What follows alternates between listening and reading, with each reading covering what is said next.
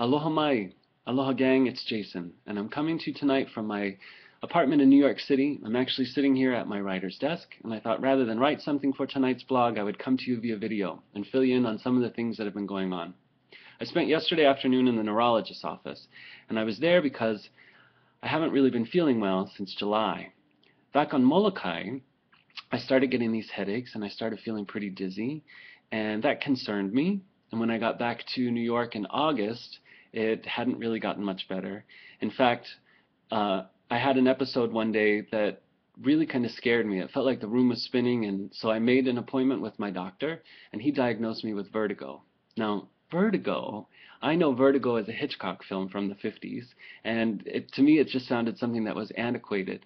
He gave me some pills, and they helped, but I wasn't really getting much better, so I made an appointment with the neurologist to make sure that it wasn't something more serious.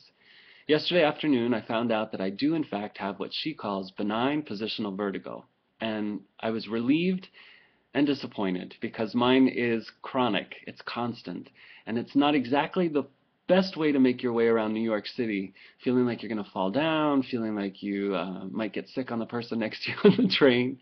So, thankfully, there is help that can be had, hopefully, with a therapist doing vestibular therapy or something like that, that might be able to help stabilize how my head feels, and maybe I won't be so dizzy all the time.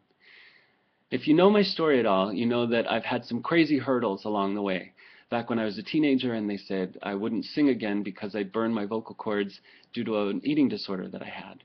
Or in my late 20s when I broke my hip and they said that I would probably continue to have walking problems because of that.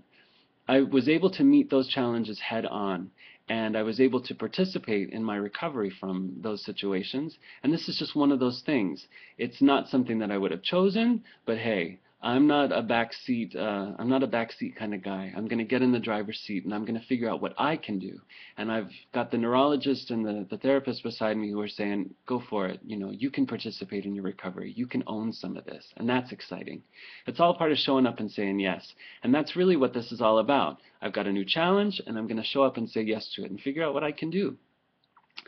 It also has changed the way that I see things. Sometimes things are blurry, sometimes things are moving, and so that's affected the way that I write. And rather than fight it, I figured it's kind of an interesting perspective, right? A whole new reality. So I'm trying to embrace that as well and write as best I can during those times to kind of capture some of it because it's an interesting opportunity. Additionally, back in February, I participated in a 28-day meditation challenge that's based on Sharon Salzberg's book, Real Happiness. From that meditation challenge and that 28 days of consecutive sitting, I developed a meditation practice, which I'm grateful for. And part of that is that when I'm sitting, I'm learning to kind of be the observer, not necessarily to marry the feelings that are coming up or to get too involved, but to kind of sit back and watch. And so after the initial panic subsides, I'm able to kind of sit back and go, all right, let's figure this out. Like earlier today, I was at the grocery store and I was at the cash register getting ready to pay, and boom, the dizzy feeling happened again. I had to close my eyes, I had to hang on for a second, and then I thought, all right, let's just see how this feels. I know that eventually this dizzy feeling is going to pass. So the panic wasn't there, and I was able to kind of observe it and be with it and not necessarily think, oh no, this is forever and I'm never going to get any better. Now, the truth of the matter is I don't know when the next vertigo attack is going to hit, and I don't know if it's going to be something that lasts the next couple months or lasts the rest of my life, but I'm going to engage with it. I'm going to show up and say yes to this new challenge.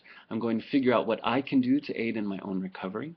I'm going to embrace this new perspective, this new blurred vision, kind of merry-go-round sight, and see how I can use that in my writing.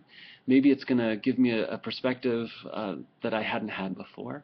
And I'm also not going to get attached to it. I'm going to kind of just sit with it because that is the reality of the moment, and sit back and watch it and see how it all unfolds. Now look, I know there are a lot of people that have a lot worse on their plate than vertigo. And so I'm throwing this out to you tonight.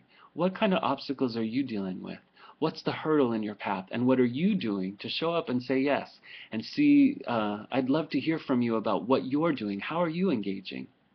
with the challenge. And yeah, that's where I'm at tonight. So it's Thursday night in New York City, and I'm dealing with a little bit of dizziness and about to go eat dinner. Happy Aloha Thursday, gang. I hope you're having an awesome week, and I look forward to hearing from you soon. Ahui ho.